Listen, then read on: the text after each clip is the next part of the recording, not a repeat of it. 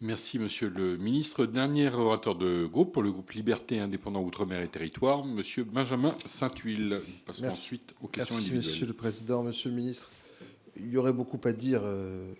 On va essayer d'être en style télégraphique pour essayer d'être efficace.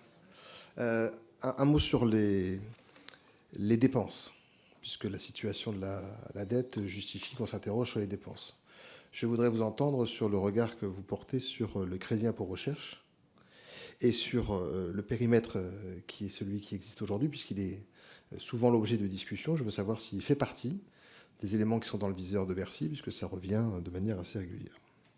Deuxième question, j'ai d'ailleurs eu l'occasion de l'effleurer avec vous lors de questions d'actualité il y a quelques semaines.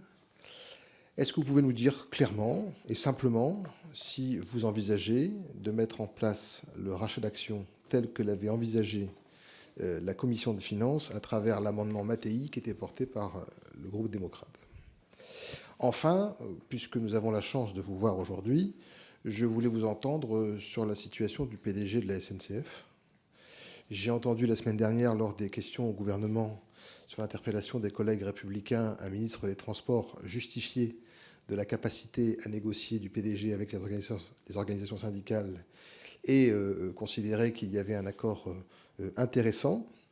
Vous avez ce matin annoncé par communiqué le fait que M. Farandou ne serait pas en situation de continuer ses fonctions après les Jeux Olympiques. Je veux savoir si, de votre point de vue, il y a un lien naturel ou pas, et savoir comment vous entrevoyez la suite pour cette grande entreprise qu'est la SNCF. Merci, Monsieur le député. Monsieur le Ministre.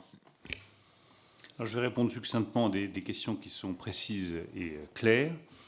Sur le crédit d'impôt recherche, moi je tiens, je le redis, à la stabilité fiscale. Je pense qu'elle est très précieuse pour l'attractivité du pays. Après, on peut vérifier l'efficacité de certaines dépenses fiscales du CIR.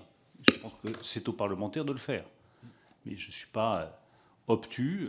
Il peut y avoir des propositions faites par les parlementaires. L'important, c'est de garder notre stabilité fiscale et de s'assurer, en revanche, qu'il n'y ait pas des opportunités qui ne seraient pas justifiées dans tel ou tel crédit d'impôt. À vous de faire vos propositions. Sur les rachats d'actions, nous avons été très clairs. Nous sommes prêts à envisager une taxation des rachats d'actions. Les modalités seront à définir avec l'ensemble des députés de la majorité. Ça peut être Jean-Paul Mattei, ça peut être d'autres, mais nous sommes ouverts à cette possibilité-là. Dans les mois qui viennent, enfin tout ça, par définition, passe en projet de loi de finances. Puisque c'est un sujet fiscal, il faut une loi de finances. Sur la SNCF, je veux éviter tout malentendu. Je me suis exprimé sur l'accord qui a été conclu à la SNCF.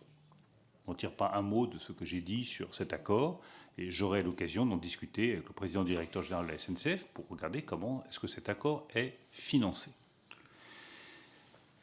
Ça ne retire rien à la qualité du travail qu'a fait M. Farandou à la tête de la SNCF, que les choses soient bien claires.